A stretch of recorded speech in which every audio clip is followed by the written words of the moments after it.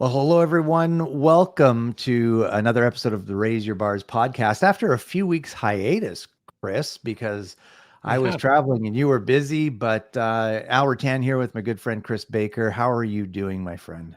Doing well, doing well. Good to be back and having conversations. It's good to, we obviously do these to share with other people, but to be honest, I know we both get as much out of it as as other people. So it's good to be We back do. Yeah. thinking this way and talking about the topics that we talk about. Yeah, absolutely. And today I think we picked a topic on servant leadership, which I'm passionate about. And I think that Hmm. a lot of people really don't necessarily maybe understand what servant leadership is or have chosen to not adopt a servant leadership model because they think that, being a servant leader is vulnerable or maybe shows weaknesses, but we're going Yeah. to argue against that point today. And so, really, just we're going to dive into this. And the first thing I want to share with you is a quote from our mentor, John Maxwell. He says, "Leadership is not about titles, positions, or flow charts. It's about one life influencing another. And that is especially powerful when it gets geared to serve Mm. others." Yeah, So I think that's really a great quote just to start out with. How do we serve others? it is. And, it's again, what John said there, I tell people all the time, right? Whether I'm just having like coaching calls with them, mentoring sessions, or just conversations or teaching classes, I tell everybody you're a leader, whether you've got a leader in your title or not, because if Exactly. you influence other people by what you do, right? Yep. Good or Absolutely. bad, right? Yeah, Other people will exactly. be Work influenced together. by what you do. And therefore, if other people are influenced by what you do, that means they're following you. And if somebody is following you, then automatically you're a leader. Yeah. So you're already leader. And it's not, again, like John said there, it's not about getting that title or being given a position, right? Or looking at it on an org unit. You are a leader. And Right. therefore, our duty, if you like, and responsibility is to influence others in a positive way. Mhm. And that's really servant leadership, right? Absolutely. And it differs in the sense from the regular traditional leadership models where you're sort of, in the tower barking orders to the minions. Yeah, Here yeah, you're really leading the way by doing what you need to do, doing what needs to be done, and realizing that any task is not beneath you, and uh-huh. that you're working alongside the team to achieve the goals Hmm. and um, those goals that you've set out as an organization Yeah, versus, again, like I said, sitting in the tower, telling people what to do. yeah. And I think the servant leader is, we're serving others, we're serving the people we work with, we're also serving our clients, customers, or whatever. But that when we're serving the people we work with, what does that mean? And to me, it's about, as a leader, I'm not necessarily measured on what I physically do. I'm measured on the results of the people that are working, and I'm going to say with me, not for me, right? So Right. it's the people that are on the team.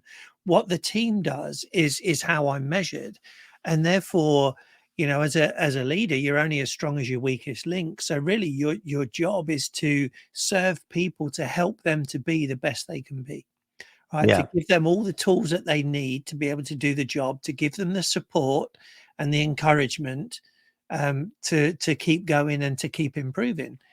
That to me is what a servant leader is. And really, when you look at that and when you are living that out in your leadership style, it has an amazing impact on the team and as well as the teamwork, right? That goes on with an organization. Right. So there's a lot of positive things that happen, and then just a few of those. I mean, you have trust is built, right? There's a Oh, mutual yeah. respect between yourself and your coworkers or your employees, right? Mhm. And then there's an empowerment that happens in building strong teams when you Yeah. live out this servant leadership model. So what are your thoughts around that? Yeah, for sure. I mean, trust is huge. We teach and talk about that all of the time. And trust is not a given, neither is respect, right? It has to be earned. To And be then earned. even once it's earned, it has to be maintained. Because again, you've got to get there. Once you get there, you can't like relax and go, hey, I'm the big cheese now and everybody's going to follow me. No, if you stop doing what got you there, that trust and respect will be lost quicker than you gained it. Right. So you've got Mhm. to keep doing that. And empowerment, again, I love that, because it's really allowing the team to be autonomous in what they do, right? To make decisions and take responsibility and ownership, because when they do, the results will be better. Yeah. Right. It comes back. This is really bars, right? The behaviors and the actions will equal the results and success. So Mhm. if you are empowering the team and everybody that you work with to do the right thing, right, to make decisions, to work autonomously, they're not going to abuse that empowerment, right? No. And you may get some, right? But what you do then is you have that conversation and just help them to Set the help expectation. them to ask them to help you understand what their thought process was, and so on, and then you coach them around it. But Yeah. if you do that, everybody in the team will pull together, and then they will start backing up each other, right, and helping each Right. other, and sharing best practices, and it's just a win-win always round. Win-win. Yeah, and I think that, that takes us to our next point about, how having this servant leadership attitude in your role as a leader, it really fosters a growth mindset within your Right. organization. And Chris, we've talked about this before. Nothing frustrates me more than when, you and I have both experienced this, talk to businesses or talking about training and Yeah. developing their teams, and the response is, we're good. We're Yeah. fine. I've been doing this a long time. I know what Yeah. I'm doing. And that to me, and folks, listen to me here. This is not about getting the sale or making Mhm. more money off of that business. I don't care if somebody does business with me or not. Just do something. Do something Right. with somebody in some way to grow, that have a growth mindset Mm. versus that scarcity closed off mindset. Because I'll tell you something, folks. If you say to training and development in any way, saying, hey, we're fine. We'll be okay. I've been doing this a long time. I know what I'm doing. Guess what? Your Yeah. organization is going to be on the decline. Yeah. Going to be on the decline. And I look at this, Al, like the growth mindset. Yeah, I mean, obviously, we all want to grow our bottom line profits, right? Well, how do you do that? And it's not necessarily by charging more money or selling more goods, right? We've covered that before. If you can develop and nurture and retain your top talent within your organization and turn them into to to excellence seekers, right? So they're always Right. looking to grow themselves personally, professionally. You're going to get that more engaged employees that can see a future. They're going to buy into the purpose of your company, right? You've got to make sure you have a company charter. That's what a growth mindset is. So Yeah. what you're doing is you're reducing. If you reduce your turnover, you're naturally reducing your costs. And if you're reducing your costs, Exactly. even if you're selling the same, you're making more money. Make more money. Yeah, And what business owner does not want to make more money? Okay. exactly. And And that's the other way you'll do it again is because of that higher level of employee engagement. They're going to deliver an exceptional customer service, which means your customers are going to become raving fans. They're going to keep returning. exactly. They're going to keep Yeah. referring people. So guess what? You're not going to need to spend as much money on advertising. What does that mean? You're lowering your costs again, right? So Exactly. More money. you're lowering your cost of customer acquisition. You're creating customers for life, which therefore that return on that lifelong value of that customer goes up Mhm. exponentially. Why would you not want a growth mindset? Yep.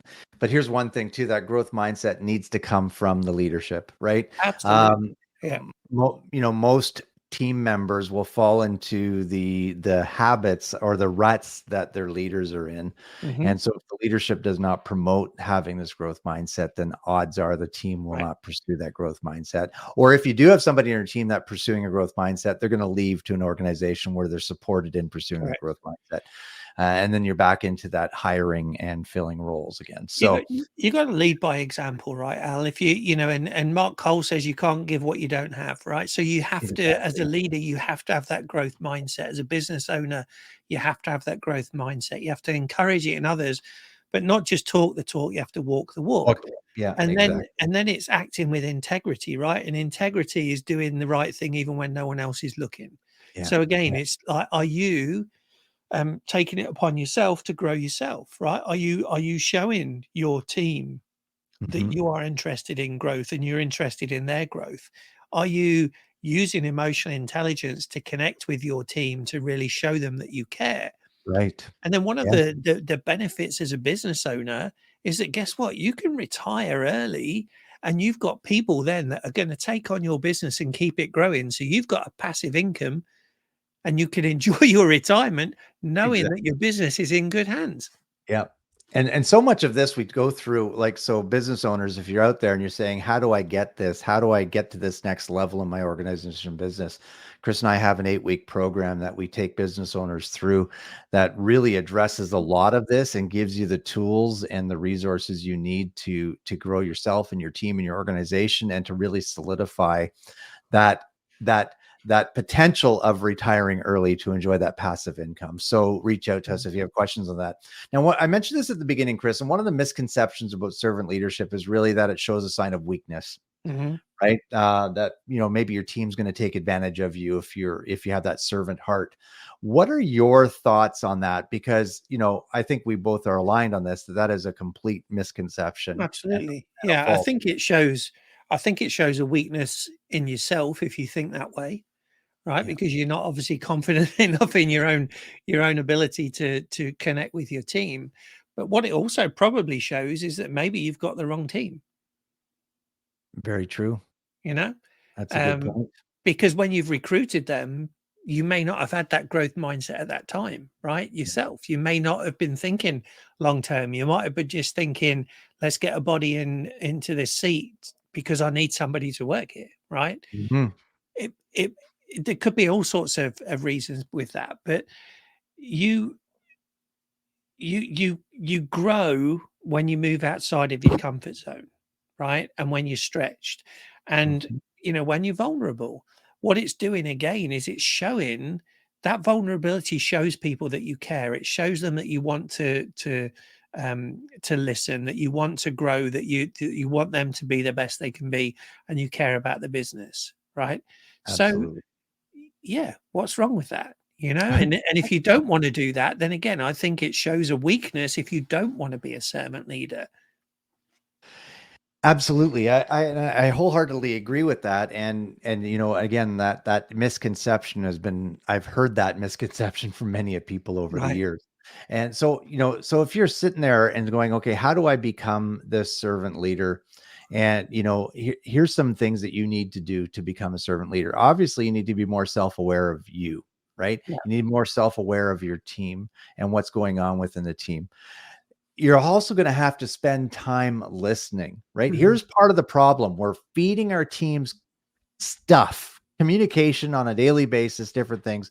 But when's the last time that you came alongside someone and actually listened to them? Yeah. What's going on in their life? Getting to know them on more than just an employee superior level, getting Right. to know about their family, their interests outside of work, what their kids are up to, what they did on the weekend, and actually listening, making the time to listen and putting Mhm. aside the distractions of the world. And then also empathy, right? Yeah. Empathy is a big part, and this comes back to what Chris mentioned earlier with emotional intelligence, having that empathy to understand where somebody else is coming from, right? Yeah. Spending a few moments in their shoes to see what things might look like in their world. And Yeah. all of that is going to help you display to your team that you're trying or attempting to or working on becoming a more effective servant leader. Yeah. It comes back to that saying, people don't care how much you know until they know how much you care, right? Yeah. Yeah, And absolutely. active listening is huge. And again, in trainings that I've done at Disney and so on, that is probably the biggest thing that people have said they've benefited from the most, because until you talk about it and you teach it, people don't understand what active listening is, right? They think they're listening, but they're actually listening to respond most of the time instead of Correct. listening to understand, which is active Correct. listening, which ties into empathy. And I was interviewing somebody today, funny enough, and we were asking a question, and we haven't even finished the question, and I could see that he was wanting to spit out his answer, and I'm like, in my mind, I'm thinking, you're not actively listening. You're not listening to Mhm. what we're saying. And when he answered it, he didn't really answer it because he was talking about the first part of the conversation we were having and completely missed the second part. Yeah. Right. Yeah. So yeah, active listening. And again, here's the test, right? If you are, whether you're a business leader, a manager, a church leader, even in your family, right? Ask yourself this: can you write down one or two things about everybody that you work with or everybody that you associate with that is something other than the fact that you work with them or associate with them? In other words, can you Oof. can you say what is Oof. their hobby, right? What are they married? What have they got kids? Do they have pets? Right? Where do they go on vacation? Right? What any of these things, right? What's their favorite sports team? You don't have to answer all of it because that's more invasive, right? Yeah. than anything. But can you write down two things about everybody that you work with? That would be a good sample test for you folks to go out and do this coming week, Yeah. to see if you're there. And then there's one other thing that I'd say that sort of an activity to throw it out there, Chris, as we wrap things up. But I think that's great. Write down, see if you can write down two things, like Chris just said, about everybody you work with or everybody in your family. And Mhm. then also one other thing that you can do is be humble enough to listen and promise not to get mad, but seek Oh, feedback yeah. on your leadership style, Yeah. and listen. And then actively listen when you ask that Yeah. question. Yeah. It'll show your team that, hey, here's Al asking me this question. He must really want to grow as a leader. And so I need to give him some honest feedback. And I think, Mhm. and then I need to receive that without offense taking place, and action it, because whether Right. I feel that I'm doing whatever they're giving me feedback on or not, they're perceiving me doing that Right. because they're giving me feedback on it. Yeah. So we need to be aware of that. And then that can help us change or temper our communication styles or the way Yeah. we're doing things, or, or the time we're spending with people.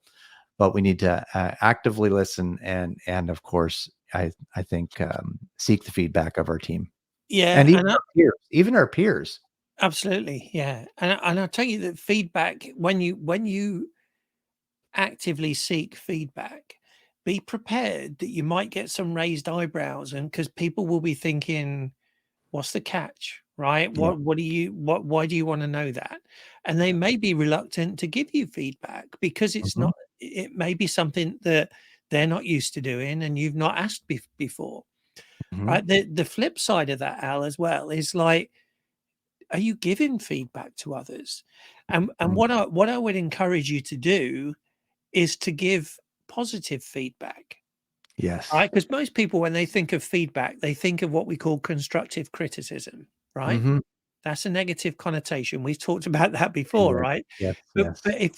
if you're giving feedback to other people, it doesn't necessarily mean that you've got to tell them where they can improve and what they're doing wrong, right? Why not tell them what a good job they do doing X thing, right? And Yeah. how do you do that? How do you work that? Is there any way we could help share that with everybody else on the team, right, to improve Mhm. the overall team?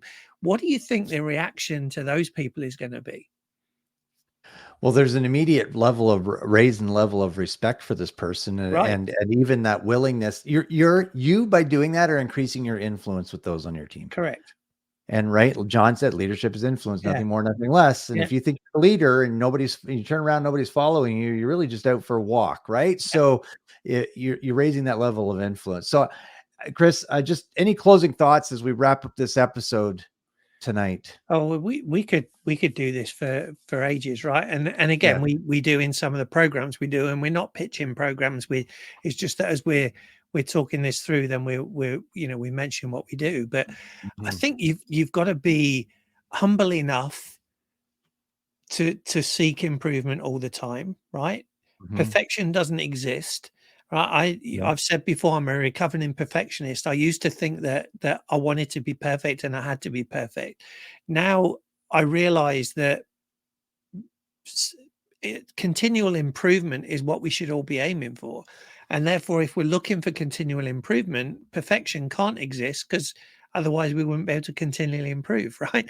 So Exactly.